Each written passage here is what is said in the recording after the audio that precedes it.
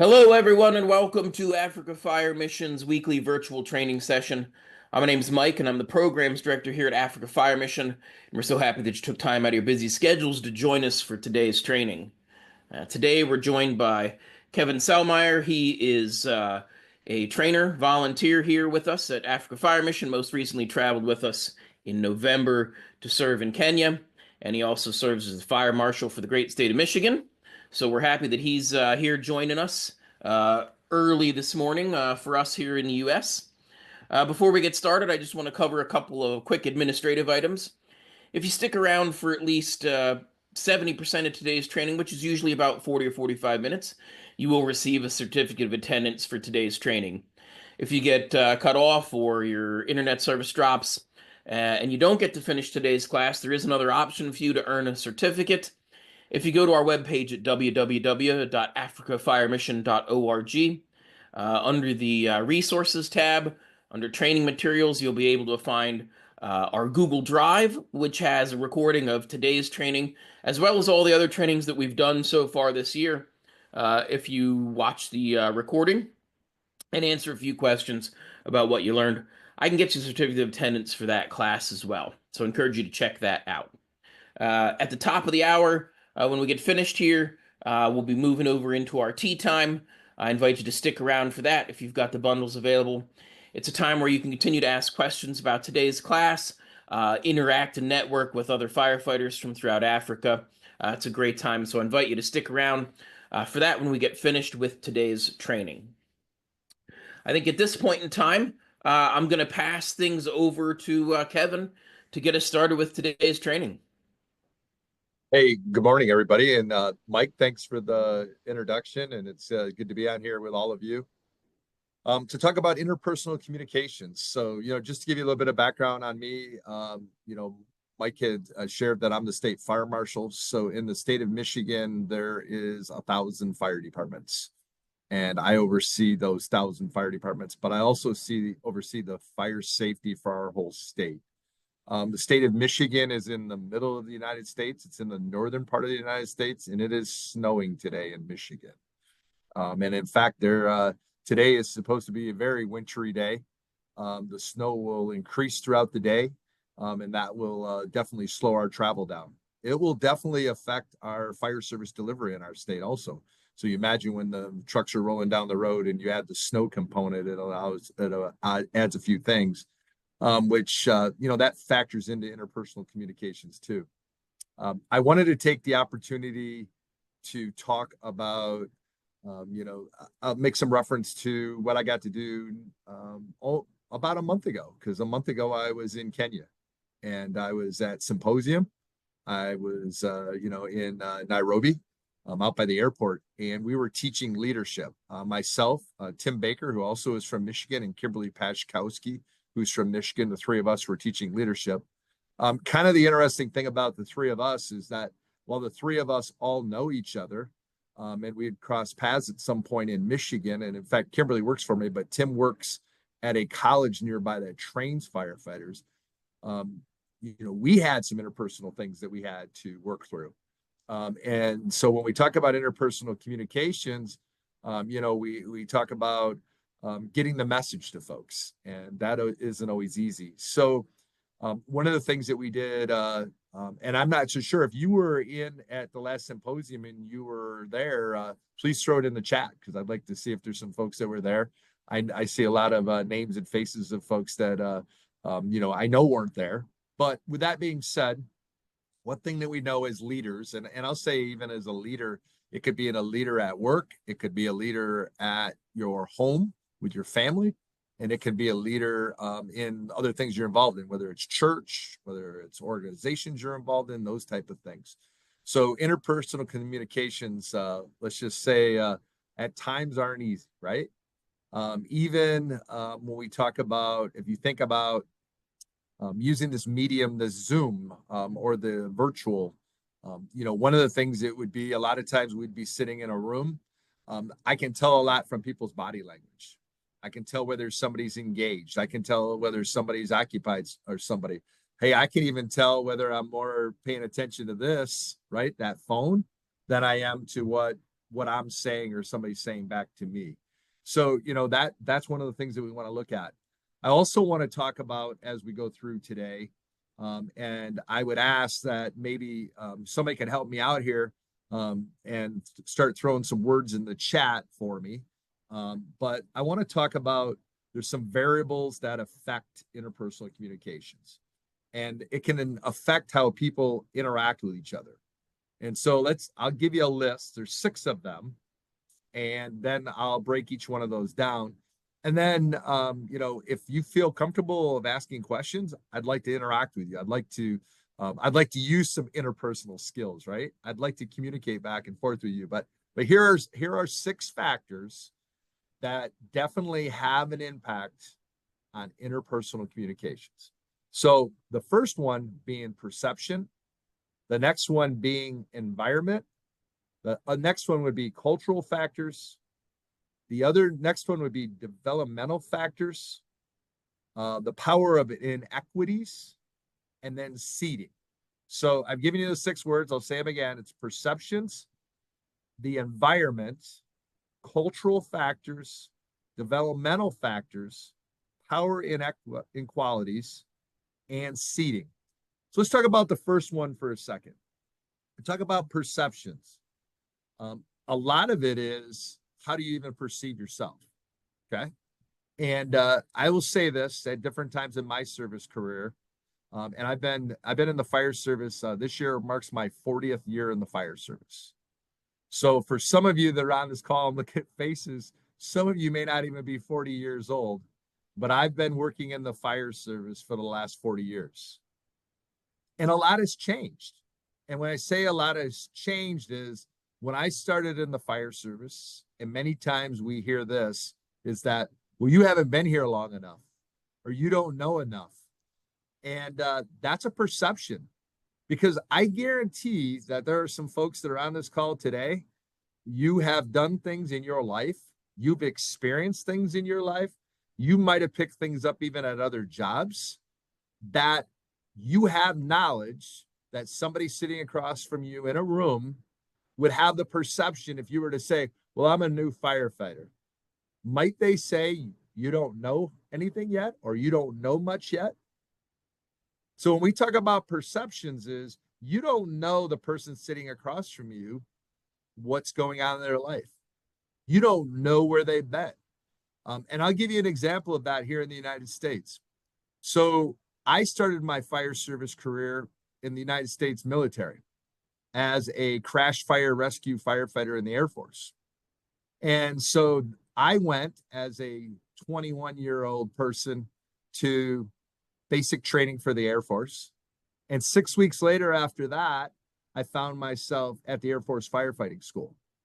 Now, I had grown up in a home of a firefighter. My father was a firefighter. My father actually retired as the fire chief at the Air Force base near where we lived, and had served there for 34 years. The perception when I got down to the Air Force Fire School was there were some folks there that knew that my father had done this job. You see where there's a perception already? Just because my father was a firefighter, they expect me maybe to know more than maybe the next person sitting next to me. Also, we start to look at other things that have an effect on you.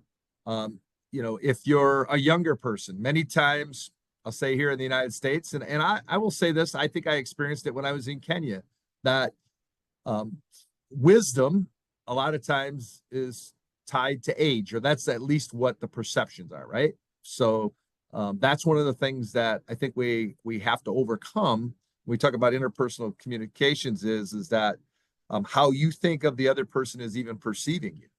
Okay. So it's both ways. It's how do you perceive me, and then how do I perceive you? And I think that was one of the things that was very interesting at Symposium this year when we had the leadership track, and we had close to 30 people in the leadership track.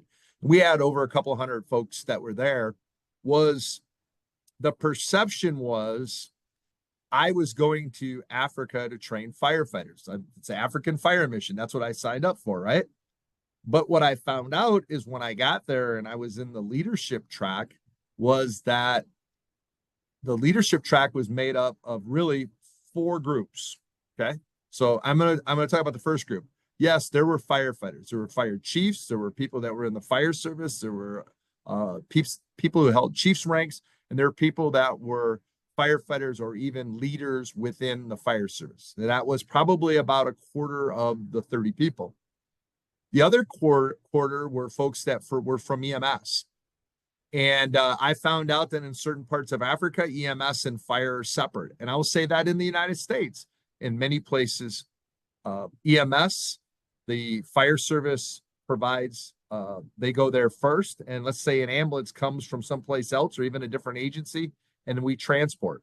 We do have fire departments in the United States that the fire EMS, the ambulances, is right at the fire station.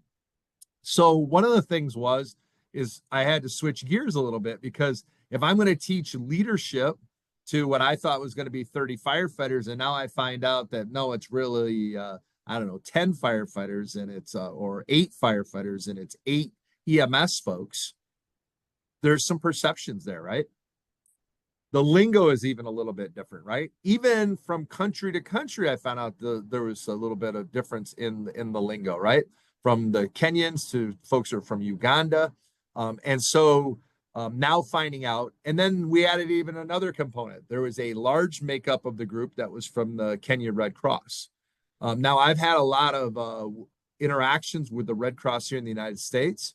The logo looks the same, right? Only difference was it says Kenya, whether it says American Red Cross. But one of the things is that a lot of the folks that were from the Red Cross were very young. There again, what's my perception? Hey, I've got these really young folks, and when I asked them what had they known about leadership, they a lot of them didn't raise their hand, or they said, "I'm here to learn to be a better leader." And I'll share this: I am trying to be a better leader today. I shared with you I have 40 years in the fire service, but I was listening to a really good book today on an audio book on my drive-in. I'm almost got it finished. It's called Intentional Mindset, by an author by the name of David Anderson. And I'm looking to be a better leader. So the perception is that I think sometimes is, well, leadership is something you get to and you stay there, or you attained it and now you have it. And I would say quite the opposite. I think leadership is something that we're constantly working on. When I was a firefighter, I was always trying to be a better firefighter. Okay. So one of the things that we want to start looking at when we look at interpersonal communications is perceptions. Now, let me ask you this. Do you work with some folks that maybe don't have the same enthusiasm that you have? So one of the perceptions is I might look at somebody and say, well, they don't seem very interested. And that would be a perception, because if I was then to ask them, and that's part of interpersonal communications, I would say, hey, what's going on? And somebody would say, well, the reason maybe I'm not engaged today at the fire station or at the fire department, at the fire training, is because I have this going on in my life. Okay. I shared with you that the perception is that I'm in an office this morning. I'm very focused, but I got up very early this morning to do this. I also started, like I said, driving in the snow. When I started driving in the snow, the roads were very slippery. You have to drive slower. So the perception is that, well, I just show up at the office and I'm going to do this class today. The reality is that this morning was pretty stressful in my life. Okay. So when we start talking about perceptions, it's the perception of yourself as an individual, but also the people that you're trying to connect with. The other thing is the environment. When you're in a fire station, the environment's it is different than when you're at home. When you're out on the street, the environment is different. When you are engaging in emergency activity, the environment is different. So we talk about interpersonal skills, is that somebody might say, hey, on the fire ground, we need a sense of urgency. When we are delivering service, we need urgency. Now, the perception is sometimes if somebody was to see us and we're not moving really fast, the perception would be well, they don't care, or why aren't they moving fast? And the reality is that based on the environment, there's a lot of factors, right?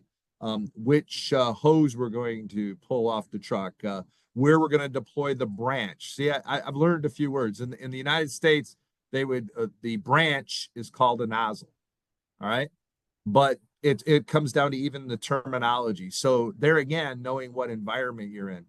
And then I'll also share with you. I hit on there were three groups that I've identified that were in at symposium that were part of leadership, and the other side was clergy, and that was Mission of Hope. Mission of Hope, which is connected with the African Fire Mission. As I found out what they're doing with schools across Kenya, and actually I've found out a whole lot more what they're trying to do across Africa. So I got four groups that I'm trying to teach leadership to, and I'm doing it in an environment that is totally different from me. Okay. And that environment in Kenya was teaching in a tent. Okay. Now that was teaching for 5 days in a tent. And I didn't have this computer that I have in front of me because there wasn't, I mean, I could have brought a computer, but then I would have had to figure out where I was going to get the power. And then I would need a projector, right? If I wanted you all to see the images on my computer. But that wasn't going to work in that environment. So are you seeing where the environment also has an effect on interpersonal communications?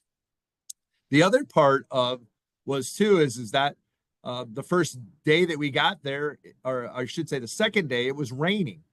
And we had to put up the side of the tent so the rain wouldn't come in and get the participants wet.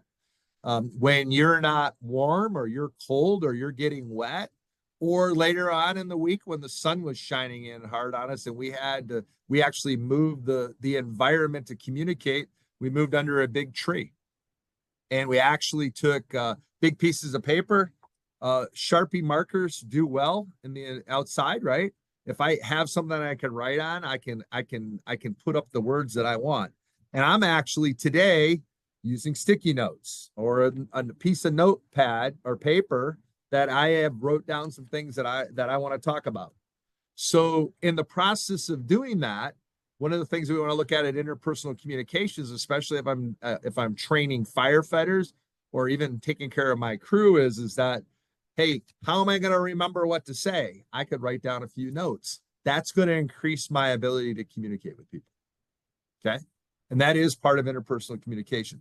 Now, what if the wind's blowing? I got to make sure I hang on to my note because if my note blows away, right? So, we talk about the environment, we talk about the weather, but one of the things is that we look at it. It could be I'm inside of a building or I'm outside of a building. I'm in a quiet space where I have to maintain quiet, or I'm in a fire station where there's a lot of activity going on. Actually, cultural factors. I probably am speaking. What I've found from my experience when I was in Kenya last month was I speak very fast. Let me see some nods of heads if you think I speak really fast. Okay. And so one of the things is that sometimes I got to slow down on what I'm talking about. I got to be more direct in what I'm talking about. I also will say this.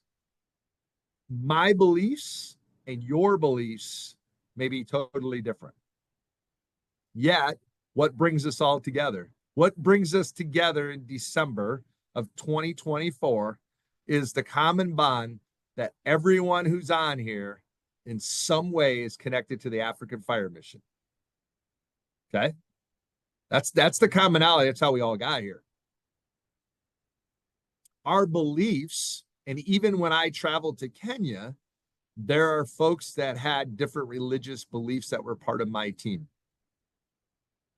So when we start to talk about interpersonal communications, and I saw it one morning at breakfast, and I thought this was kind of interesting. I had two people who are on our team are from different faiths. They both have a religious faith. They both believe in something, but it was different in how those beliefs work. And they got involved in a conversation about issues that were going on politically in the United States. And they were sharing it coming from their belief, coming from this side, and it was religious based, to this side of religion based. And in the end, it was two people sharing opinions, right? Now, when we start to get a little, we get a little involved in some of that stuff, sometimes we start looking at beliefs, especially if maybe our beliefs don't coincide or they're not the same, is I can take an opinion that I don't want to hear from that person. And to have good interpersonal communications, we need to listen to each other. Because there are some things that folks believe, including their morality, their perspective, and their customs that are different than ours. So when we start looking at interpersonal communications, and I saw this working in the fire service, like I said, when I've been doing this for a while, and I worked for the city of Grand Rapids, which was a pretty large fire department. We had 200 firefighters. We had 11 fire stations, and we had cultures that were even different from one fire station to the other. That affected our interpersonal communications. And so one of the things that I'm sure it's the same even in Africa is even one country to the next has a different culture. Yet there are places where we're going to come together and we're going to work. And I saw it even in the Grand Rapids Fire Department, where the culture at one station was different than the culture at another station. In some cases, even at times, the beliefs were different, even on how they interpreted the policies, the regulations, how they use the equipment, how even we attack the fire. There's a couple different cultures that are here in the fire service in the United States. There is a very traditional culture, and then there's a very progressive culture. The progressive culture is based on science. So there's a lot of research that's being done that says fire does this consistently, and they measured it. Now, you could put two people in a room and you could say, no, the way that we do this is we pull the hose or we unroll the hose, we connect the hose, and we take the branch over here, and this is the only way that we do it. That is part of a cultural factor. Or you could say, hey, I went to symposium and I saw a different way to roll the hose. I saw a different way to unroll the hose. I saw a different way to advance the hose. And if you were at symposium, they even taught you a different way to hold the branch. They showed you a different way that even to control the branch as the water came out. And we all know that when you open the branch, there's that back pressure, right? You can feel it when you're hanging on to the hose. There again, there's two cultures there. And so when we talk about interpersonal communications, I think one of the things that I saw, and we took the leadership group and we went on some field trips, because leadership, as well as interpersonal communication, is seeing what other people are doing. But it's also taking the time to look at what other people are doing and to say, hey, is that a different way? Is it a better way? Is it another way? So that maybe there's more than one way to do this. So when we started to look at the cultural factors, we started to look at, you could have, like I said, you can have even in the fire service, how one person does something, the culture that's there in that system, or even the beliefs. This is the most effective way to put out the fire. And somebody may show you a different way, and it may be even more effective in putting out the fire. But then you got to believe, can you get it to work where you're at? Because anytime you change, it has an effect, right? So developmental factors, how communication grows and advances as you learn the language, as you start to understand what you're saying. I found that when I was in Kenya, I had to slow down. I had to be more direct. And when I say I had to be more direct, and even as I interacted with the participants in the class, there were some dialects even in, depending on where folks came from, that, and then also one of the things that I found out that's interesting in that I experienced while I was in Kenya is that a lot of folks that were at symposium that were in the leadership did not talk very loud. Okay. So when I start to look at that, remember I shared I've been doing this for a while. And when you've been around sirens and when you've been around the air horn and the noise, your hearing isn't as good. So somebody even sitting in the back of the tent, because that was our environment, with planes taking off at the airport, that was the sound that was there. With other classes going on and movement, it was hard for me to hear. So when we started looking at interpersonal communications, if I'm not hearing everything that you're sharing, do you see where that makes it hard? So what I found to be able to communicate was when somebody was speaking maybe in the back of the room or another part, I had to move closer to them so that I actually could hear what they were saying. That has an effect on interpersonal communication.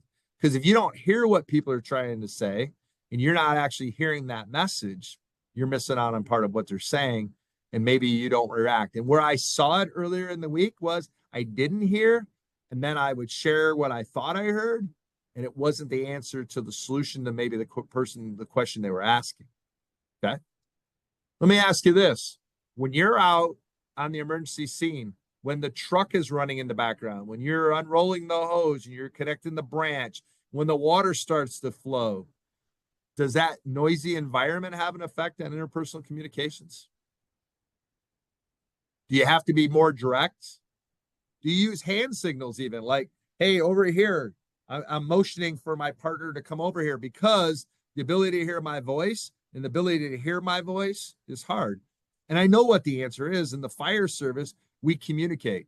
We communicate through trust even, or I should say touch and trust is, hey, a lot of times I'm searching in a building with somebody else. I want to hear their voice. Then I trust there's somebody there to help me. Or else I physically reach out and I touch off to the side, maybe their pant leg or their boot, and I know they're there while we're searching, especially if we're within smoke. So when we start to look at, as we work together, we gain trust. And as the trust increases, or we know what we're going to do, maybe in an emergency situation, our interpersonal communications improve. Okay. The other thing is we talk about, the power of inequalities. As you move up in the fire service, you have more of a chance to probably have more of an impact on the policies and the procedures.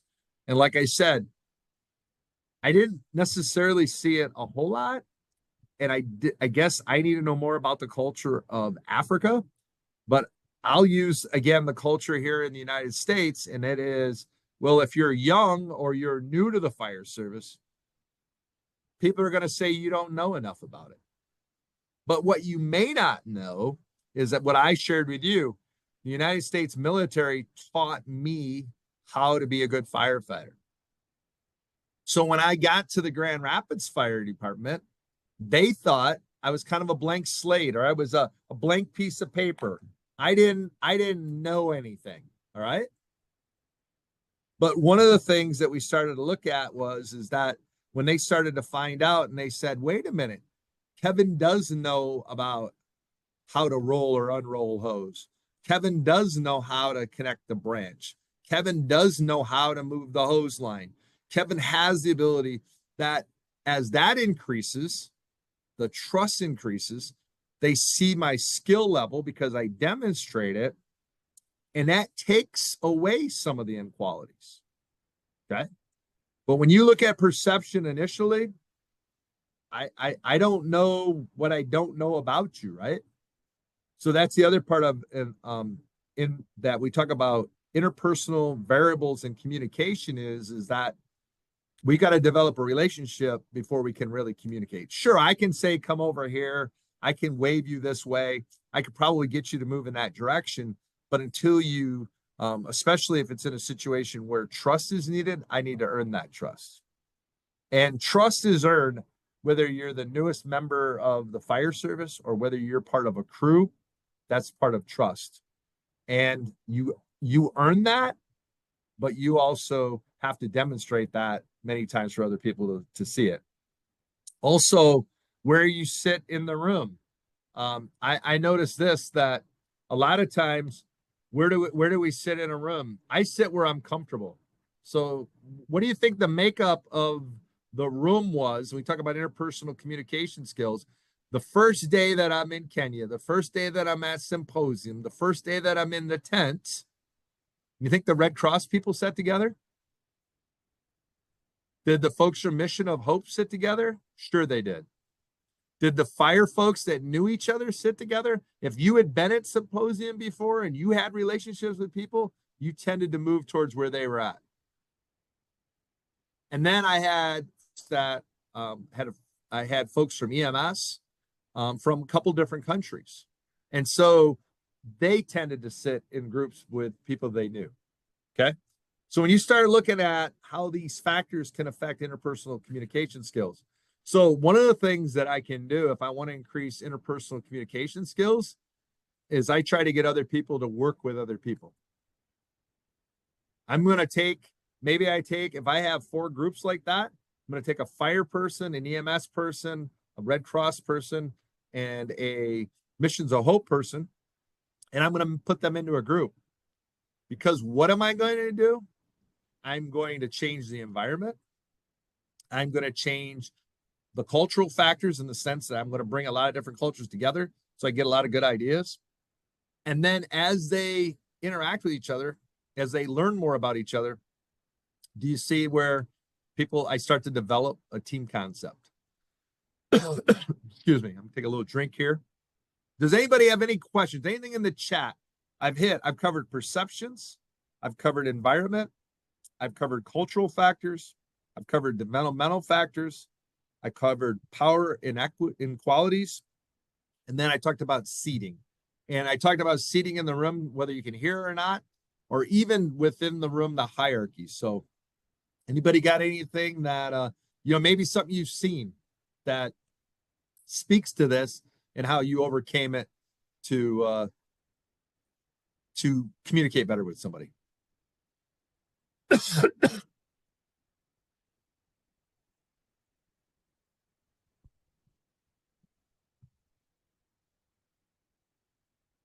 You know why I'm not getting a lot of interaction? Because you don't all know me, right? So when we talk about that, we talk about interpersonal communications is that I'm sure if we'd met before, or maybe we sat in a room before, we've talked before, if I was on these calls more often, we would develop a relationship. I'd also say this, got a chance to meet Jose while I was in Kenya. And I know Jose has the month off, but I know that by the end of the week, Jose and I had changed our interpersonal communication. We were trusting each other. We found out that while we had different beliefs, we came from different cultures, we had a lot in common. So I'm just trying to give you an example. Those are some things that we definitely have the ability to impact.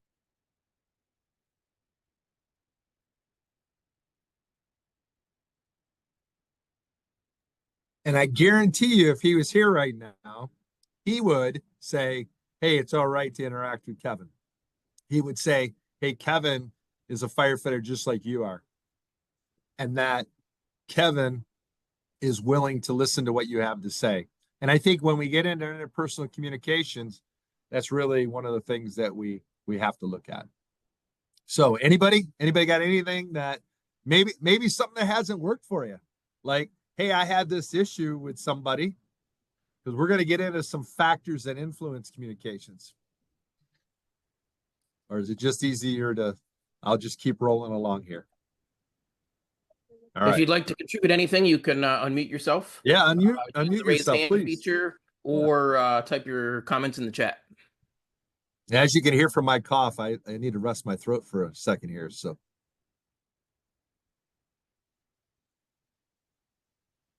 notice we got folks from all over the place, across Africa. Quite a few of you are in Saudi Arabia today. Yeah, I'll say this from the interpersonal communications, it's pretty cool to see the places where there's more than just you in there. I've seen multiple faces popping up. I'm glad you turned your cameras on today, so that we can, I see some of you laughing. I see some of you enjoying yourself, right? That's part of communications too. All right, I'm going to keep moving, and I'm going to talk about factors that influence communication. So I shared with you that, many times perception. So it's quality of relationships. So yesterday, I pulled my leadership team together. So the Bureau of Fire Services, remember I said I oversee 1,000 fire departments in the state. Each of them have a chief. I'm more issuing the certifications at the state level for the firefighter classes, for the fire officer, the leadership classes. And then also we're training the people who are the fire instructors in the state. So one of the things, I have a brand new operations chief. My operations chief has only been working for our organization for about 2 months. And yesterday I brought our leadership group together. I brought 13 of us together. And I have folks that do fire inspections. I have folks that inspect storage tanks, gas stations, underground tanks. I have folks who regulate the sale of fireworks, which is more of a seasonal thing in the United States, but it's definitely something that we look at. And I also have folks that take care of the administrative stuff. We still have to be able to get the resources to acquire the logistics to get the equipment and stuff that we need. And so as we went around the room, we were talking about developing our team, because today is our holiday party. Today is our Christmas party. And I have folks that, some folks today will drive 8 hours to come to this meeting that we're going to have today, where we bring everybody together.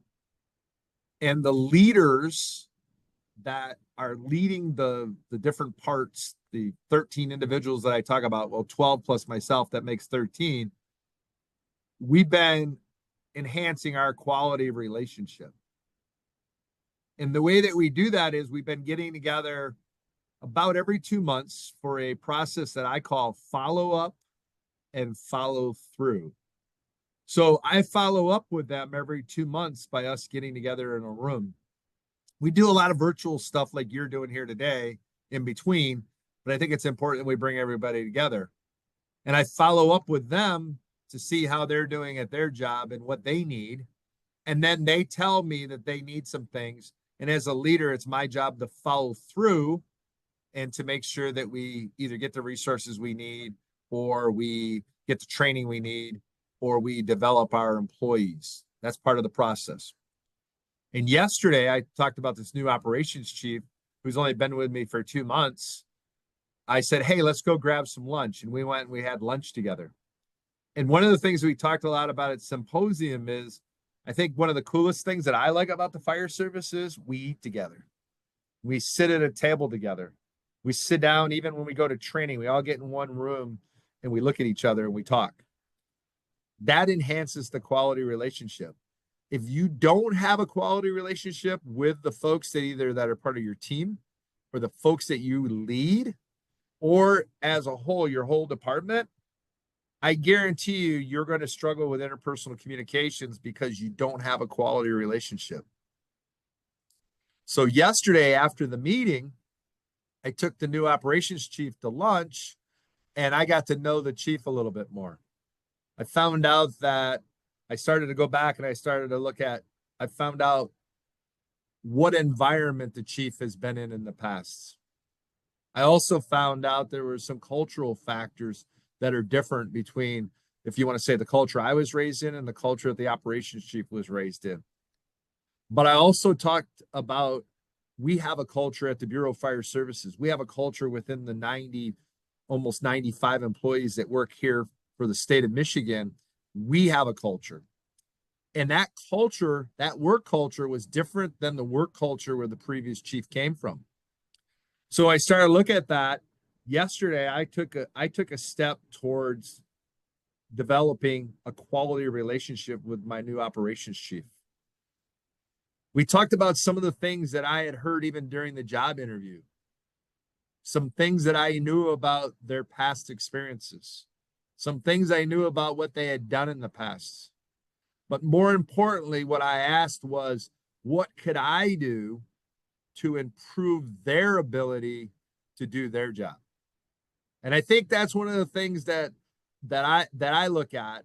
and I look back on my fire service career, I was very fortunate to have a quality relationship with some folks who had been doing the job for longer than I, that took the time to share their knowledge and skills with me.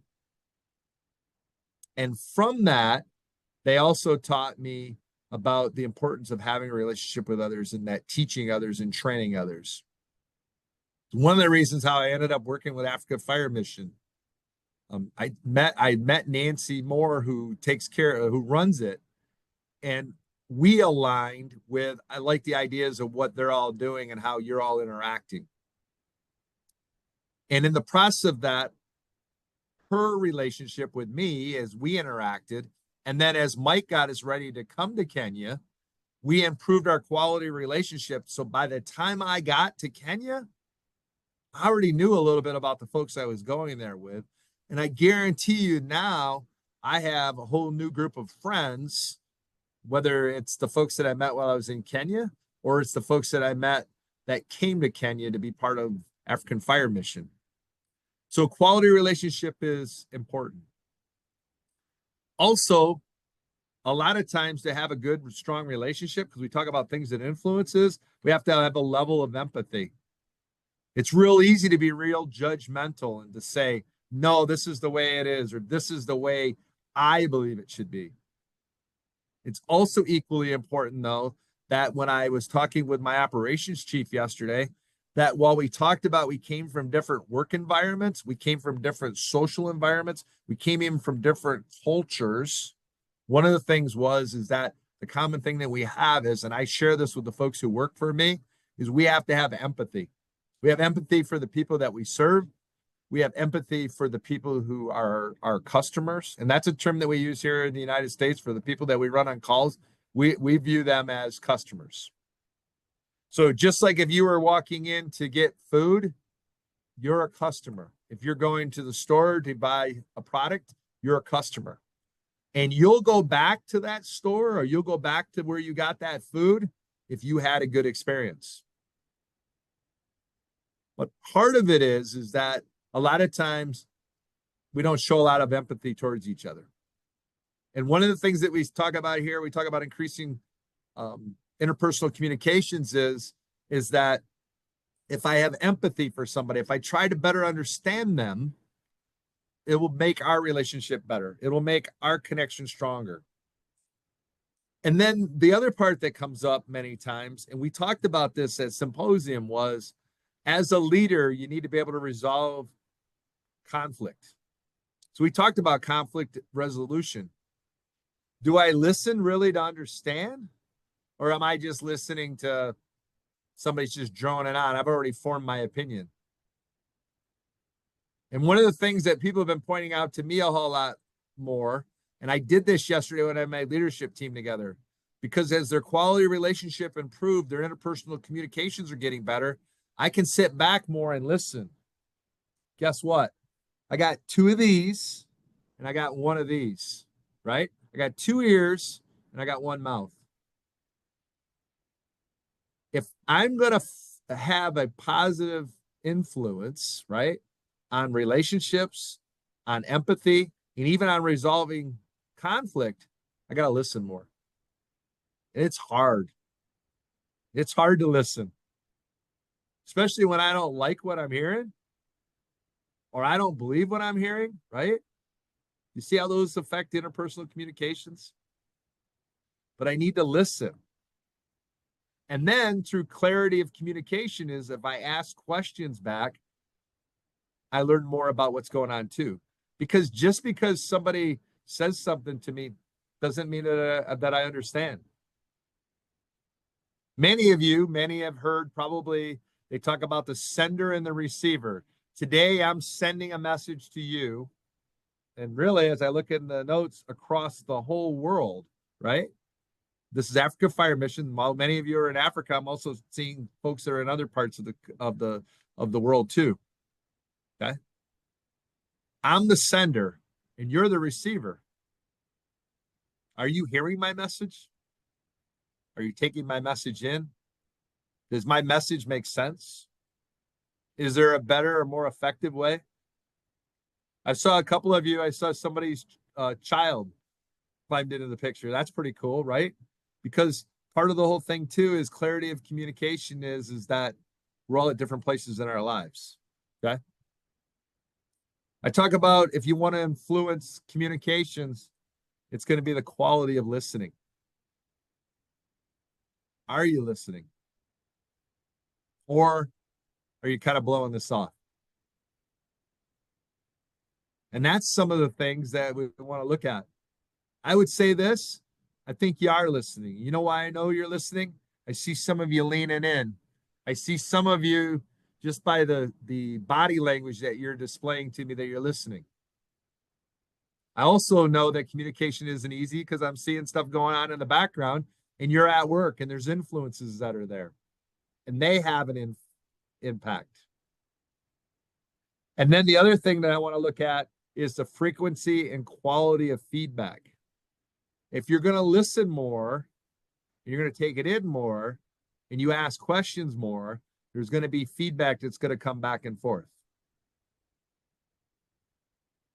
Most of the stuff that you're going to do in the fire service, most of the stuff that you're going to be involved is we very rarely go to the same incident twice. I mean, every fire I've been to, everyone's been a little different. Today in my state, the response or driving there in the fire truck will be complicated by snow. It's going to be slippery. So we're going to have to slow down, which we're not going to get there as fast. Now, I want you to imagine this. And I know that when I was in Kenya talking with many of you have never seen snow. Many of you have never been on snow.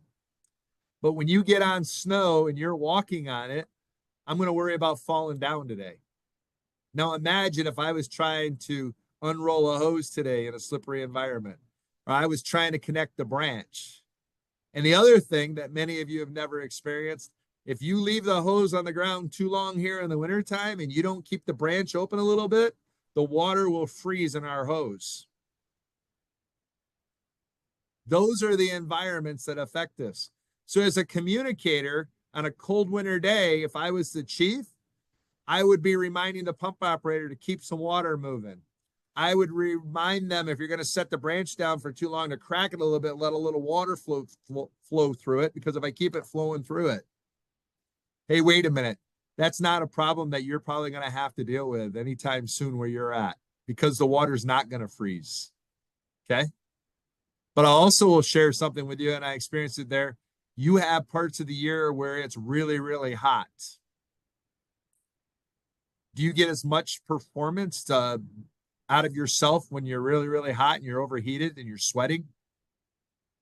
So some of the things when we look at those environmental things is that how are we hydrating ourselves while we're at a fire or while we're delivering service? One of the things that we introduced while we were in Kenya at Symposium was exercise. Are you taking care of yourself? Firefighting is a strenuous endeavor. Are you taking time to physically make sure you're ready? Mentally, are you focused? Are you taking time to learn more? If you put a lot of these things together, if you increase your quality relationship with people by talking with them, if you have empathy for folks, if you resolve conflict with folks and work through that, if you're very clear on your communications and you communicate the same message over and over again. My message that I try to communicate to folks is I care. And if you're in the fire service, I know you care because that's part of it. But it's also easy in the fire service to get complacent, to get frustrated. And so when some of that stuff happens, sometimes we need to take it back and we need to clarify that communication. Are you listening more? Are you taking more stuff in? I shared with you that book that I'm listening to, The Intentional Mindset.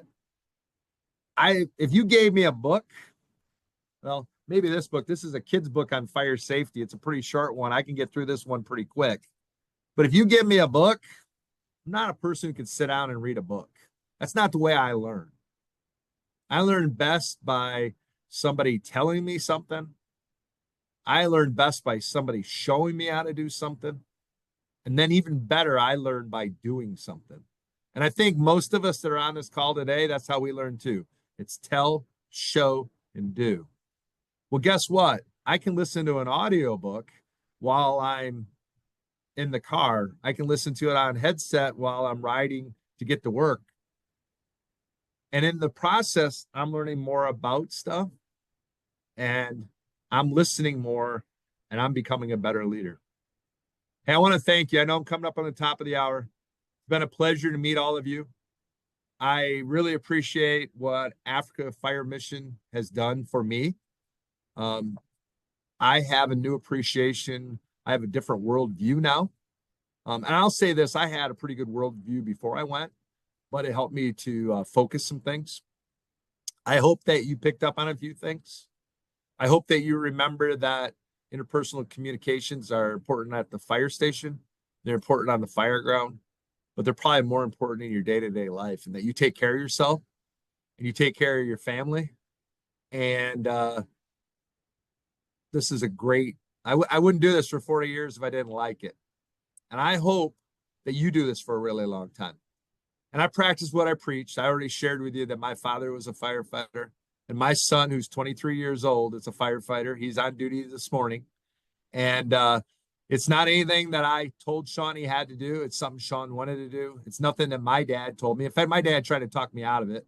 And when I say he tried to talk me out of it, we were talking recently. He loves everything about what I'm doing. But at the time, he says, "Are you sure this is what you want to do?"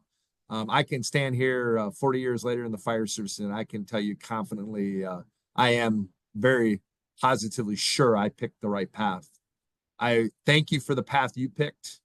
And I also would ask this: what are you going to do to teach somebody else something that you know that can make it better? And man, I say make it better. It can make it better for you day to day at the fire station or at your fire department, but also can make it better in your personal life. And then also ultimately, how do you take care of the folks that you're sworn to take care of? That's a word that we use in the United States. We swear, we raise our hand, and we swear that we are going to do the best we can when we get to an incident to save people, to stabilize a fire, put it out, and try to save as much of their property. So thanks for the opportunity to be here. Mike, I'm going to turn it back over to you. I do want to give the preset. I wish I could stay for tea. I really do. But I have to jump. Remember, I shared we're having our holiday get together. And one of the things that we're doing as leaders are we're feeding our employees today. We're bringing in the food. We're actually setting up the tables, the room for 75 people to sit together. And we will sit together at one table. It's going to be a big table. It's going to be a long table. We're going to sit together at one table today. And the managers are going to serve the food to our employees today. And hopefully, based on that, our employees will know that I have empathy towards, I appreciate what they do. And you all have a great new year. I hope 2025 is a great year for you. 2024 has been an amazing year for me. And Mike, thanks for everything you're doing with American Fire Mission. And, now that I know this is monthly, don't be surprised. Maybe I'll be popping in here. Take care. Be safe, everybody. Thank you, Kevin. Thank you so much for leading today's class and providing that great insight. Really appreciate you and the time that you're given to our organization. We couldn't do this without volunteers like you. As we wrap things up today, let me also thank all of you for joining us for today's training. We really appreciate you guys trying to better yourselves and better your communities by getting any extra training that you've got. If you'd like to see this again, we posted some links. Please check out our YouTube channel. We're also trying to expand our YouTube channel. If you haven't subscribed to our YouTube channel, I'd ask you to please consider doing that. That'll help us out when we get to 1,000 subscribers. It's going to open some doors for us to do a few more things to better serve you guys. So I'd encourage you to go, please check out our YouTube channel, Africa Fire Mission on YouTube, and subscribe to that if you can. Also, we've got plenty of seats available here. So if you know anyone who may be interested in taking these classes, please feel free to share that registration link with them. We've got one more class coming up next Wednesday this year, and then we'll take a little break and start again in January. We will be changing our link as we do each year, so please keep your eye out either on our social media, our WhatsApp groups, our emails that we send out weekly. If you can't reach any of those, please after Christmas go to the webpage www.africafiremission.org uh, and go to the training material resources, training materials, and you'll find that registration link there on the web page. So thank you all for joining us. We're going to wrap up the formal portion of our training. Hope to see you all again next week.